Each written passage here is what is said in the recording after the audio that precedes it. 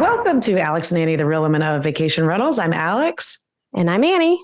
And I'm Stacey. Yay! We have the one and only Stacey St. John on the podcast today, ladies and gentlemen. She is a legend within short-term rentals and has become a dear friend of mine and Annie's over the past year. So excited to have you here, Stacey. Oh my gosh, it is so fun to be here. Thank you so much for having me. It's Girl Power Friday. Yeah. And I don't know, I think I got to meet you in person finally at VRMA, and that was really great. It was like crashed your breakfast. And I think I told you that you are officially part of what we had dubbed with Julie, the Blonde Mafia. So we've been bringing in blondes from all over the place to have our little power group. And that's right. We're really glad to finally have you on the show to show everybody off to you. I so appreciate being a part of the Blonde Mafia. And if anybody knew the real color of my hair, you may not have me in the Blonde Mafia. We say that we're the real women. We don't say that we're the real blondes of vacation rentals. Okay. So secrets. Well, Stacey, it's a super treat to finally have you, and it's been months in the making. And so I think a lot of people who we know you, but I don't know that our audience knows you. So why don't you tell us a little bit about you and your journey into short-term rentals? Yeah, no, absolutely happy to do so. So I would say I'm actually relatively new to the short-term rental space. I was investing in long-term real estate. And when COVID hit, my husband and I decided that we were no longer comfortable purchasing another long-term rental with all the eviction moratoriums popping up. So if anybody's familiar with long-term real estate investing, during COVID times, there were unfortunately moratoriums put out there. So if someone didn't pay their rent as a landlord, you had no recourse. And so we were actually getting finished flipping a home, and we had intended on using the profits to go buy another long-term rental for our portfolio. And we decided, hey, let's think about buying a short-term rental. And so I'll give you the very condensed version of the story, but we landed in Myrtle Beach. So after a lot of research and learning and education, we selected Myrtle Beach as our first market. And currently we own 9 short-term rentals in Myrtle Beach. I've now expanded into Ohio, which is where I live. So we have 1 short-term rental here. I also am a licensed property manager in the state of South Carolina. So I have a boutique property management firm called Cozy Getaways, and I do co-hosting as well. And I have a Facebook group for women in the short-term rental space and do coaching and mentoring. And I tell you what, it's a pretty fun life I live. I should say so. That's a lot. A busy life for sure. Busy life, I mean, it's busy. It's a busy one. But before you got into short-term rentals, you had a big job, and you've done many other things in your career before you got into this. But tell us a little bit about that and how that led to you making the change to do this full time. Yeah. So prior to leaving my W-2, I was working for a global consulting firm. I led our sales and account management teams, and I served on the leadership team. And, that experience I would not trade for the world, because I learned so much about leadership, about managing people, about dealing with issues beyond my control. I learned so many wonderful things that now I get to implement into my own business today. I had extensive training through the EOS operating model, which if anybody's read the book Traction or anything like that, really, really fabulous system for entrepreneurs. And again, I was able to learn that in the corporate world because I served on the leadership team for a consulting firm, but I got to absorb all that information and I utilize that on a daily basis today. Yeah, you can't pass up that corporate training and being able to take it into your private world with you. So I came to know you to know you, I think more stalking you at this point, through your Facebook page. Julie George introduced us to your Facebook page a while back, and it was during COVID because I was hosting the clubhouses, and she said, "You've got to meet Stacey. You've got to talk to Stacey. You've got to follow Stacey." And so she talked about you all the time, and I got to really kind of follow your journey through that. And what you've done in a small, like you said, you're relatively new, but in a short amount of time, I mean, you're like a rocket ship within our business. Thank you. You know, it is very humbling to hear you say that. And what I just think about is when you have a mission to do good and help other people, it comes back to you full circle. And so I feel so incredibly grateful and blessed. And it gives me goosebumps just talking about it, because I really never set out, honestly, to do any of this. But, I didn't have an intention of doing it, but it all just kind of happened very organically. And I feel like if we can just lock arms and help one another, wouldn't the world be a better place? Oh, you just spoke to my heart.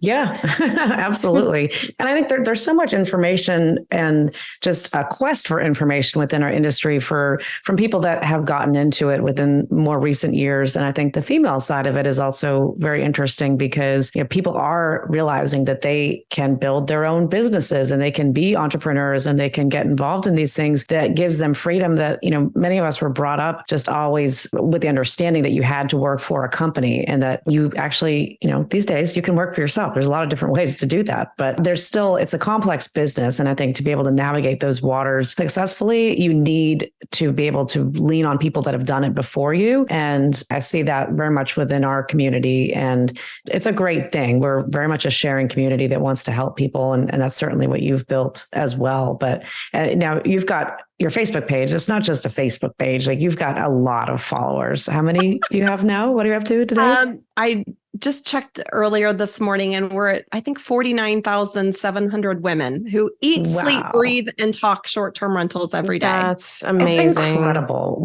Have you done like a survey of your audience for like how many properties that they manage or any statistics on your audience? I really haven't. So I do have some membership questions that folks fill out when they enter the group.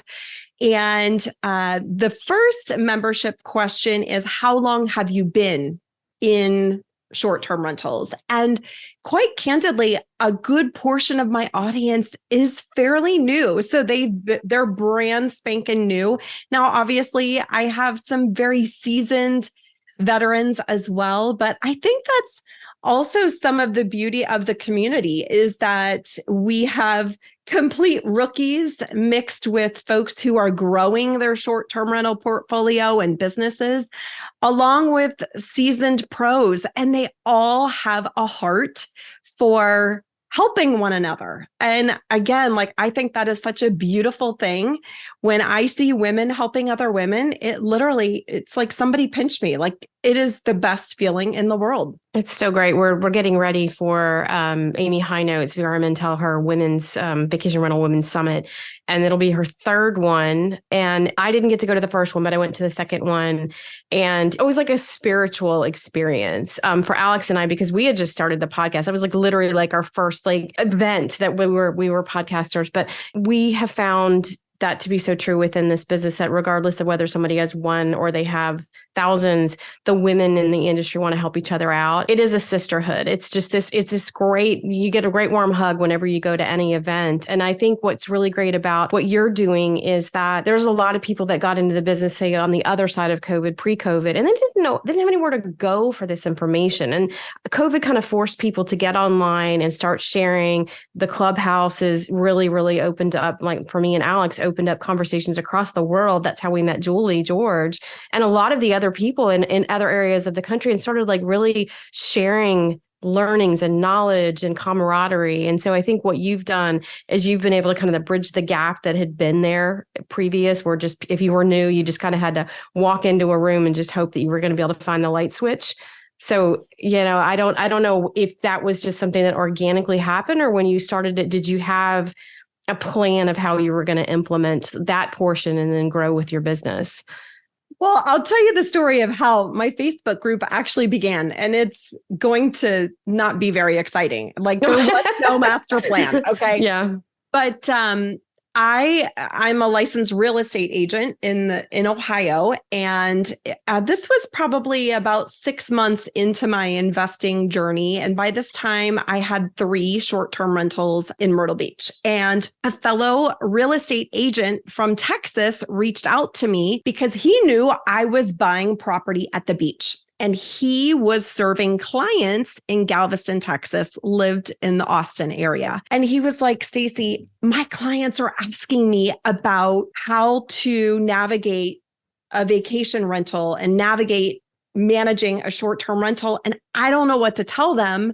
Can you put together just some basic information for me? And I was like, sure, yeah, no problem. I'll be happy to do that. So I started kind of jotting down a list of, okay, it would be important for them to know A, B, C, X, Y, and Z.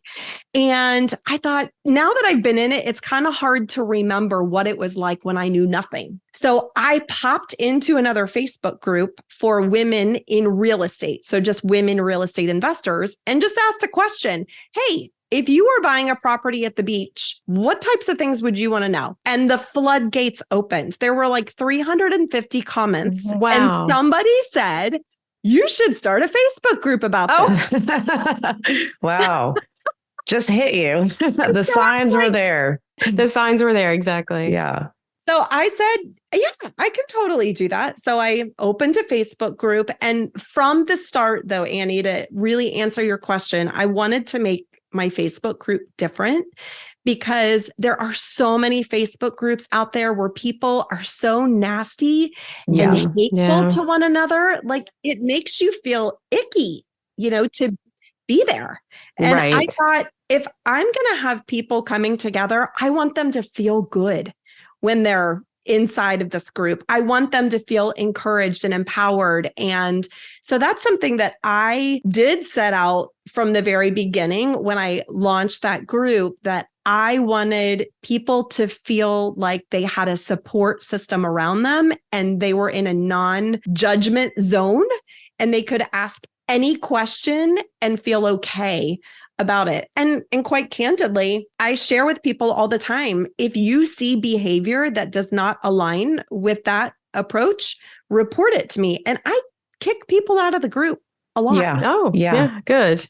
Well, that's smart. I mean, that creates a community, and it creates something there where everybody feels like it is a safe place to ask questions. And we talk about this all the time. And I spend more time on LinkedIn than I do on Facebook these days, because Facebook is really negative in most cases. So, or just things that you're just not interested in seeing. So if you're going to bring people there, you got to bring them there for a reason and a purpose that they're actually learning something. So I'm curious, as you started building this portfolio, you started with a few units here in Myrtle Beach, and then you've got in the other areas, but tell me about the Myrtle Beach properties. This is in my backyard. So I'm interested to hear what that experience has been like. This is probably one of the most competitive markets in the United States, that has probably one of the most demand for it as well. But with a lot of demand comes a lot of very operationally strong and very marketing strong companies that you're competing with. So what has that been like as you've built the portfolio here? It's been such a fun experience. I will share with you. When I started buying in Myrtle Beach, I had a very specific budget that I wanted to utilize for my purchase, and I wanted to be on the ocean. And so I did a ton of due diligence and research, and I had it whittled down to a few markets. And my top 2 markets were Destin and Myrtle Beach. And for my budget, my view, if I bought in Destin, would be to a pond. I'd be overlooking a pond or maybe a small lake if I were lucky. But in Myrtle Beach, I could actually be on the ocean. And that is why I ultimately selected Myrtle Beach, because I wanted to be on the ocean. The other thing about buying in Myrtle Beach and building my portfolio there is I love to buy ugly properties and rehab them. And there were lots of options of ugly properties. Are you saying Myrtle Beach is ugly? You're gonna hurt my feelings. Well, there are properties that are definitely older product for sure. Yeah. Yeah. And so there was quite a bit of inventory. And again, boy, oh boy, I always share with people, if I would have known when I first started buying in Myrtle Beach what the market was going to do, I would have bought every property known to man. Yeah. I mean, but yeah, so long story short, it has been a really neat experience. So the first two properties that we bought, we rehabbed those and sold them a year later, doubled our money on both of them, and ended up buying a property that my husband and I will retire into. We use it as a short-term rental now, but just to have the ability to build wealth through real estate is something that is so fun, but also being able to take something that was a little ugly duckling and make it an adorable little duckling is super fun as well. And it's prideful, right? I mean, like now that's something that you're going to pour your heart and soul into it. And I think you're at a point where you don't have hundreds of condos, you have a small collection. But I know every time that you and I get together, you'll be driving into town and we'll be making plans to meet up and you'll say, I'm just going to stop at Home Goods first. And you're always doing errands and getting new things for the properties. And whenever I hear that, I just think that sounds like fun. And I'm sure you put a lot into those properties to make them an exceptional experience. But and sorry to interrupt you, but that is something that I am very passionate about. And even in the properties that I manage. So I'm very particular about what they look like, because that is, for me and my Cozy Getaways brand, that is something that really sets us apart, that, our guests can expect to stay in a beautiful property and have a fabulous guest experience. And so the aesthetic doesn't always have to be, my designs, but it has to scream comfort, warm, inviting, updated, modernized, things like that. Yeah. I wanted to ask you, you touched on something that Alex and I have, we've talked to a lot of people about, and it's that creating wealth through the real estate and through buying these properties. And one of the things that has come up from the larger, more enterprise side of conversations that we've had is this notion on the smaller up and coming side of the business, or the short-term rental side, if you will, of the building wealth. And there are people that will throw out the statements of leverage, over leverage, buy. And it's like, but you'll get so rich and you'll be able to cash out. And I've been in the business since the late 90s. And so I've been through a lot of the different economical woes, ups and downs. And within where I live in the Panhandle, we've had oil spills and hurricanes and obviously COVID. And we had a massive hurricane a few years back. And so you're just going through all of those things and then seeing how real estate goes up, down, up, down. It worries me when you tell people, like my son is 22 and he hear, if you would just buy real estate, you could retire. And I was like, I just don't think it's that simple. And I worry that there are a lot of people that are coming into it that aren't getting the right information from the right places. So how do you cut through that noise? Because I think what you're doing is you're intentional about trying to create a safe environment to have conversations, to ask questions, to get that knowledge, but you're not doing it in a way that's, I've got to use Chevy right down the road. And if you take this Chevy, you can go trade it in on a Camaro. And then there's this whole wheeling and dealing mentality that's out there. And I just find it unsettling, I guess would be the best word. I'm so glad that we're talking about this, because I do feel like that is a misconception. And so a lot of the people, and this is how I see it, and it's just an opinion. So my best friend says this, okay? And so I'm going to say it's Gretchen's fault that I'm sharing this quote. Gretchen's going to pay the fine. It's her fault. Opinions are like assholes. Everyone has one. Yeah. Okay. So, yeah. Okay. I think that there is a big misconception that, well, I shouldn't say misconception, because there are people out there that do the icky, get rich quick scheme. Yeah. And I want nothing to do with that. And quite honestly, I feel very disheartened when I see people buying real estate that is not going to cash flow. Right. And so I believe that the short-term rental space, a lot of the folks come into the short-term rental space from mindset that I'm going to build wealth through real estate. The problem is they have not learned the fundamentals of real estate investing. And so you have to leverage data to know, is this a viable investment for me? Does it meet my buying criteria? Why am I even investing in real estate? Some people invest in real estate just for the tax benefits. They're not looking for a cash flowing property. Right. Other people need the cash flow. They don't really care about the tax benefits. Some people are looking at a cash on cash return. I have a certain criteria I'm looking for. Others are looking for a payback period. Others are looking for, I need to buy a property because I just sold one and I'm doing a 1031 exchange and I have to park this money. And so many people are coming into the short-term rental space because they've seen a video on YouTube saying, if you buy an Airbnb, you're going to, retire to the Caribbean in 3 years. And I'm here to tell you, my friends, it's not the case. It's not true.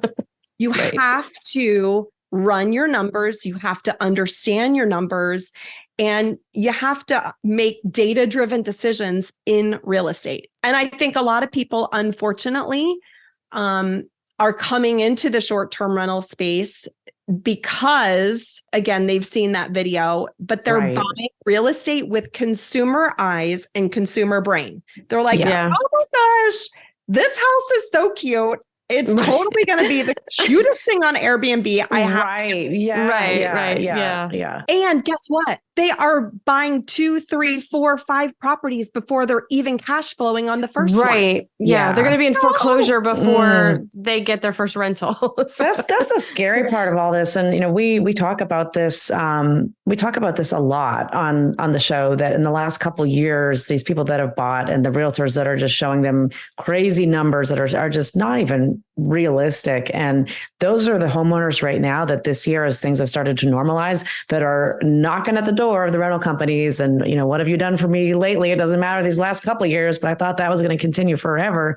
And, it doesn't behoove the realtor. I don't think that it's necessarily realtors are trying to do this maliciously. I think that they are just going by data that's not necessarily always accurate. I mean, there's some things that I see in tools that we use that I'm like, that is not an accurate projection. But managers who know a market will give you a range, and they're going to give you, if it's in a condo building like Myrtle Beach, I would talk to people like you that know certain buildings that you have history in, and you can give them a realistic forecast of what things were like pre-COVID, in COVID, and what you expect for the future. I mean, that property. And it's important for those realtors to make those connections with the local property managers, and don't just go by what you see online and some of these crazy statistics. And I'm so glad you're saying that too. And I'm a licensed real estate agent, so I'm allowed to say this, but I feel like most real estate agents who sell short-term rentals need to learn short-term rentals. Yeah. They need to understand how an investor analyzes a property so that they are sharing relevant information. And if they don't have that relevant information, they need to understand where to find it. I see so many real estate agents, to your point, Alex, that are just throwing numbers out there, or, oh, you know what? This did X amount of dollars last year. Well, guess what? 2023 travel trends are very different than 2022. And it doesn't matter what it did last year. I need to know what this property is going to do potentially moving forward. And what did it do in 2019 before the pandemic ever hit? So I feel like there is a lot of opportunity out there for real estate agents to up their game. And I say that with all the love in the world, but I feel like it borders sometimes on irresponsibility. And I feel like real estate agents can really shine when they know the short-term rental industry, and therefore they can really serve their clients in a whole different way. So that begs the question, something I think we as the VR side of the business is wrestling with. And I think, how do we bring together the two sides of the business? The STR, which if you talk to somebody on the VR side, that's what they see as the Wild West, the people out there that are doing all these things. But again, we're the same business. It's just a matter of kind of like where you are in your journey, where you are as a market, where you are in your educational track, whatever. But how do we bring the two sides together and unify against those voices, because let's face it, it's just any business that's out there, there's always going to be some bad actors. There's always going to be people that are like, pay me $1,000 and I'll tell you how you can make $1 million. And of course, everybody's going to be like, great, you're going to give me the lottery numbers. Like, this is exactly what I want. So they're doing those kind of things, and it's disingenuous and it's not good for the business. But the problem is they get such a lion's share of the audience and the stage and the voice. And it's like, how do we pull them back? We send in Stacey to the rescue. Get her a cake. Cue stage left. Well, as far as bringing people together, I think about there is so much opportunity for folks in the short-term rental side of the business to learn from the professional vacation rental managers. Right. You guys have done this like on a massive scale for decades. Yeah, exactly. Yeah. There's so much to learn. And so I feel like it's almost like and forgive the analogy, but it's like two different generations. It's like, I consider you guys on the vacation rental side, like the experienced, don't say grandma. Don't say grandma. I'm going to say like we're like, as an industry, like we're like our mid 50s. I mean, we're the college professors. How about that? Okay, yes. I love that. You're the college professors. And on the short-term rental side, it's like we're the college students. The college students, yeah, right? Exactly. Okay. Yeah. And so there's a tremendous amount to learn from the vacation rental side. And at the same time, there's also, think about all the teachers that I learned from my students, my coaching students, I learned from them every day, right? And so on the when we flip that model, what a cool opportunity it is for true real estate investors to help bring education to the professional managers who may look to invest in real estate in the future and build generational wealth. And you absolutely can. Absolutely can. You have to do it the right way and you have to do it with data, but you absolutely can change your financial future when you invest in real estate. And that is a really cool thing that we can blend those two worlds. I feel like it's conversations like this. Like, I totally want to do a group hug right now. Yeah. Say, let's the three of us be responsible for bringing that bridge together, because I think it's huge. Well, at the end of the day, I think everybody has to realize we can't fight this anymore. And I know back 2009, when I was first hired at Condo World, I was hired for a project that was about building a website that turned very different than what my career there was. But the website was supposed to promote professionally managed vacation rental companies, not even our own included, but other vacation rental companies in the area and in Hilton Head and Charleston, and to show the benefits of booking with a professional company versus renting directly from an owner. This is as VRBO started to catch some steam behind them. Airbnb was not a name that anybody knew at this point, but our owner, Roy Clyburn, saw this coming. And I mean, he was thinking it was going to be very dire, that this could like ruin the whole business and the whole industry. And it wasn't quite that bad, but he was correct in assessing that there was something coming on the horizon and we needed to be able to get out in front of it. And I think from the efforts that we did, it put us in the right mindset to be able to handle when things really kind of started going in that direction. I mean, the risk was we thought the homeowners were going to come to us and they were going to say, we don't need you anymore. We're just going to do this on our own. And some did, but I would say more than 75%, if they did that, they came back pretty quickly because they thought it looked like it was an easy thing to do, but it's not. It's a very complicated business. And then when they also realized that if you're with a professional company, all the bookings that we got, I mean, we were a 95% book direct company. We weren't relying on those channels. We were bringing business that they could definitely not access on their own.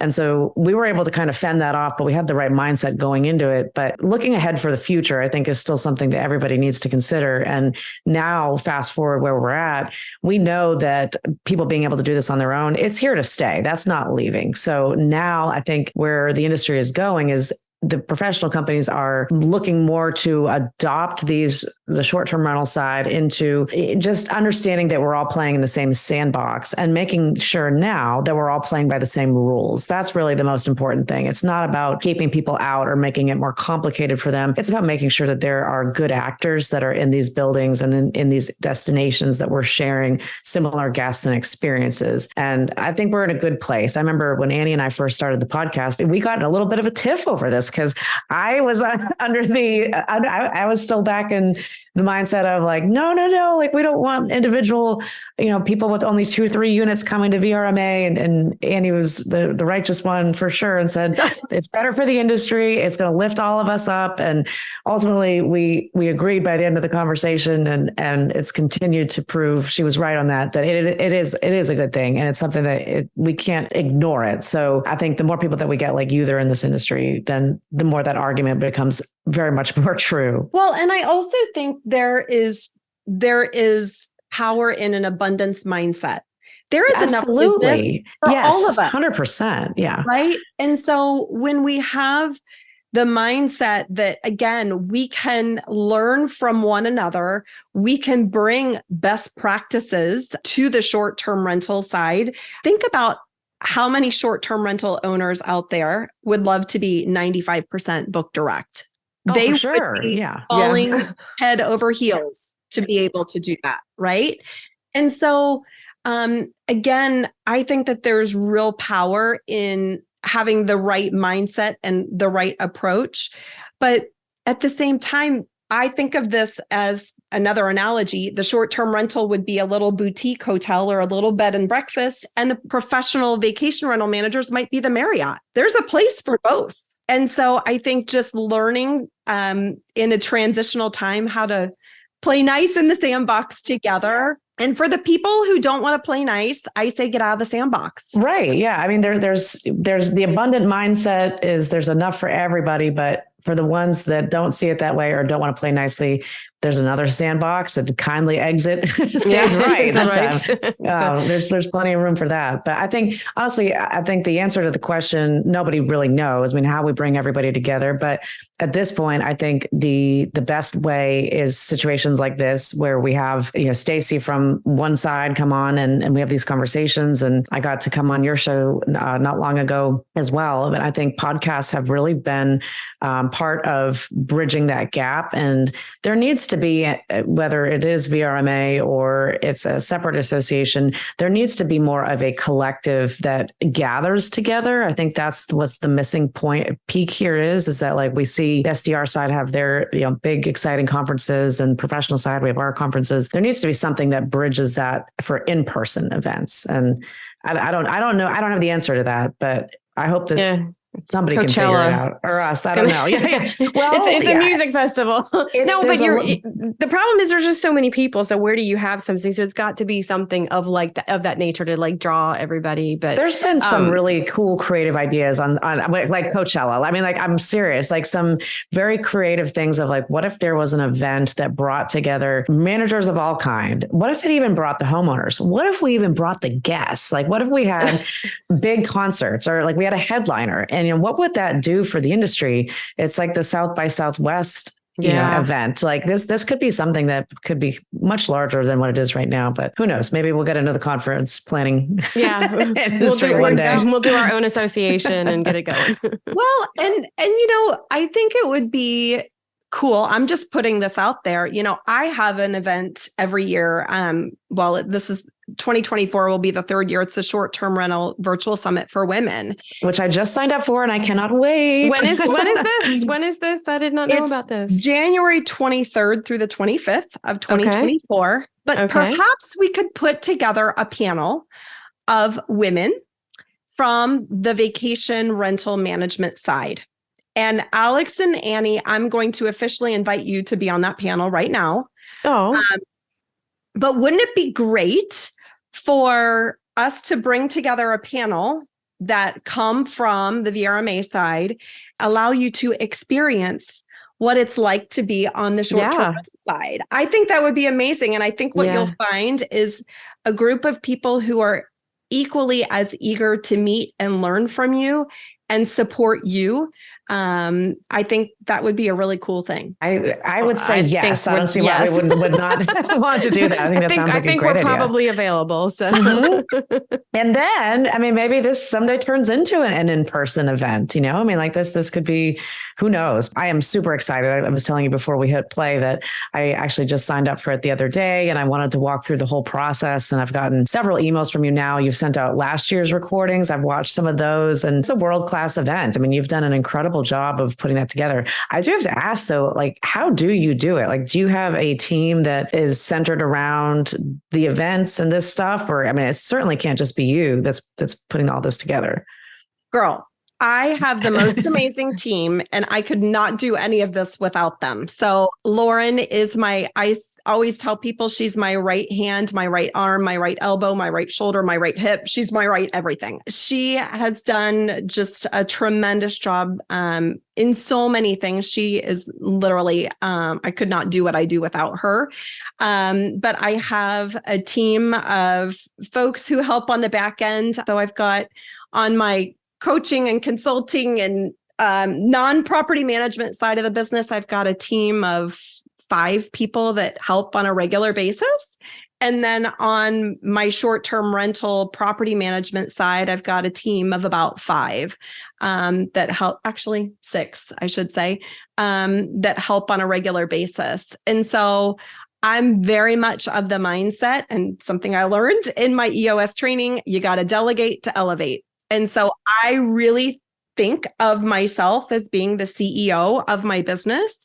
And I'm very intentional about empowering my team to have them be creative and make good judgment calls. And of course, I'm here to support them and remove roadblocks, but that's the way that I operate, and quite candidly, the way that I'm able to get stuff done. I agree with that so much. And I think there's so much to be said with that of just, you know, not micromanaging, but giving people the authority and the autonomy that you trust them and you want them to make decisions. But then also when they need something, being able to quickly get back to them so that they feel confident in making those decisions. Yeah. I feel like we just had this conversation, Alex. I don't know. Stacey, I wanted to ask you a question, all of that. And again, we've got the women's conference coming up. And one of the things that has kind of been it's been in the back of my mind and sort of kind of leapt forward as a passion project. I sat down with Heather Bayer on her podcast a while back, and her and I started talking about, you know, the education for the people in the business. And it dovetailed into mentorship and how do we mentor women and leaders. And when I came up in the business, I didn't have, and Alex and I talked about this when we started the podcast, we didn't have a lot of like female women to look at in the business that either wanted to help or would help, or just even in the business. It was just very male dominated. And I was taken aback. It was the last women's conference. They had a statistic that had been floating around, and it was somewhere in the neighborhood of like over 60% of the women in vacation rental or people working in vacation rentals were women, but less than 3% of them occupied that upper tier C-suite VP level of business. And so when you see that as a young person coming in, or even somebody who's been in the business for 20 plus years, you think, well, I guess I'm never going anywhere. And so being able to find someone who you can look towards, like, again, a mentor can be somebody above you and somebody below you. It doesn't have to be someone who's your equal. How do you think, and how do you see the ability for you to offer mentorship out and to encourage people to ask for mentors? Because I guess, you know, when I was in my 20s, I craved it. I just didn't know that's what I was craving. And I didn't know how to ask for it. I didn't know where to go look for it. So for me, the passion project has been like putting stuff together where we can get people who are willing to be mentors, finding those people that want to be mentors. So at the women's conference, where Michelle Marquis and I are doing a session where we're going to help people get introduced to 50 women, or 20, I think it's 25, that want to go ahead and offer their mentor services, their knowledge base.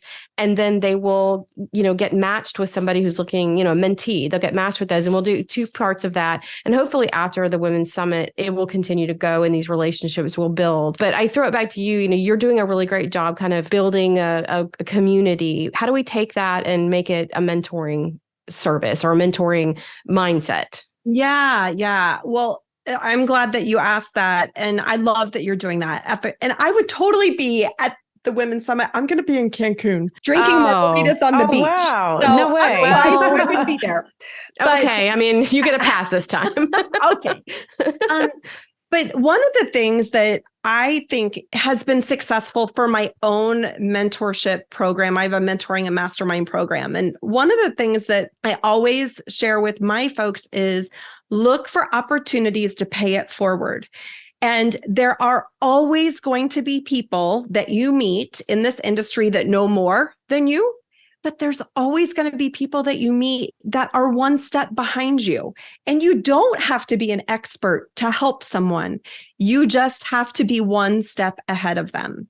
And so what we've set up, and again, it sounds like you're taking these great strides too, but in my program, what we do is we have accountability pods. And so there's small groups of women who meet on a regular basis and outline their goals for the upcoming week. And they're all encouraging each other every day, but they're also accountable to their goals. And the accountability pod leaders, then I meet with and mentor them. So if we think about mentoring as a pyramid, shall we say, and we can trickle down much faster and have legs much wider and spread out when we train other people in training other people. Does that make sense? Yeah, I love that. Because you're able to get that, disseminate the information out a lot easier, quicker. And that's all from your Facebook group. That's how those are all. Well, so outside of my Facebook group, I have a mentoring and mastermind program called the STR Success Accelerator. And it's within that accelerator program that we have the accountability pods. Yeah. Okay. I love it. Well, if you would be so gracious at some point, we're going to be doing more mentor conversations. I would love to invite you in to be a part of it, even to help us shape what it looks like, because I think it's something we all see a need. And there's probably, I think there's 12 women kind of on the group that are doing it right now. And it really was just like kind of like all of us that have been doing in the business for 30 years, or like, how do we take those ones that have just coming into it and then bring in like the Alex in the middle layer that, like we can just, again, sharing, because I learn from Alex every day. And vice versa, for sure. And we share back and forth. And so it's like, it's not of this mindset you always have to have someone above you to learn, because it's always about sharing ideas and conversations. And that's honestly the best situations that I've been in that have been a mentorship relationship have been from that understanding that for mentorship to really work, it needs to be a mutually beneficial relationship that, it doesn't mean that one person is older or younger, that you're both learning from each other. For me, at least, I think maybe there's more structured mentorships where it's more, one person is definitely the mentor and one's the mentee, but that's not any situation that I prefer. I prefer being in a situation where, even, my mentor, my boss, Roy, who from Condo World, he was 85 years old and was my mentor for 13 years, but I taught him a lot of things. He taught me a ton, but I taught an old dog new tricks too. And we just really, that was a great part of our relationship. So I think you've got to find somebody within your career, or even if it's not within the job that you're in, but that you're also helping them. And that's where you build that commitment and that, wanting to help. Absolutely. And I think I would just encourage any of your listeners to look for opportunities to help other people. Even if you don't get asked for help, we all have strengths. Every one of us in this world have strengths. And when we see opportunities that we can use our God-given strengths to help someone else, why not do it? Right. And I think if, again, we all take that proactive approach and let's just look for ways that we can give back to other people, I promise you, it will come back to you. I swear you're my sister. Yeah, I know.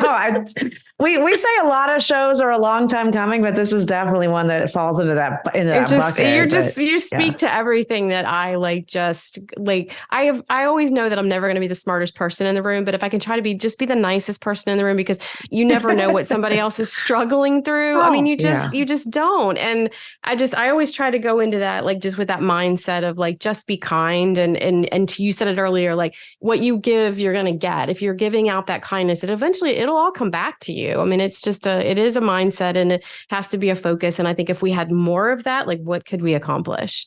Amen. Well, I think this is an amazing, amazing note to end on, and how inspirational and just exciting. And we've been excited to have you on for a long time, and excited to continue the conversation with you, to participate in that event in January. That'll be super fun. And hopefully have you come in and be part of some of the events and different ideas that Annie and I are working on for 2024 as well. So until then, and hopefully we'll see you sooner than that, but until then, if our audience wants to reach out, what's the best way for them to find you? Oh, golly. Probably the best place for them to find me is on my website, stacystjohn.com. From there, you can find all the things. All the things. All the ways. We do the exact same way. People are like, use my Instagram handle or my LinkedIn handle. You can go to alexandanniepodcast.com. And from there, you can find listen to shows. You can find our social media. You can contact us. You can read all sorts of information. You probably don't even need to see, but it's all there. That's awesome. Well, I just want to congratulate you both. I mean, I love the fact that you have this podcast and this platform to share with other people, and you're killing it. So congrats to you both. We appreciate that. We appreciate that. It's fun being able to do this alongside, other people in the industry like you that are supportive and uplift each other. And, at the end of the day, it's funny when people, I have to tell a story, but I get this asked all the time of like, do you listen to that? Are you sure? Like, you listen to that podcast? They're a competitor. We do not look at other podcasts as competitors. Like, that's just not Annie and I's mindset whatsoever. Because if you're a podcaster, I subscribe. I have like 50 shows that I listen to. So it's not like if you just listen to one, you don't listen to others. So it's a mutually beneficial situation for all of us to be sharing this information. So absolutely. We make each other better. Absolutely. Amen. Yeah. I love it. I love it. Well, Stacey, thank you. Yeah. Thank you, Stacey. Thank you everyone for tuning in, and we will see you next week.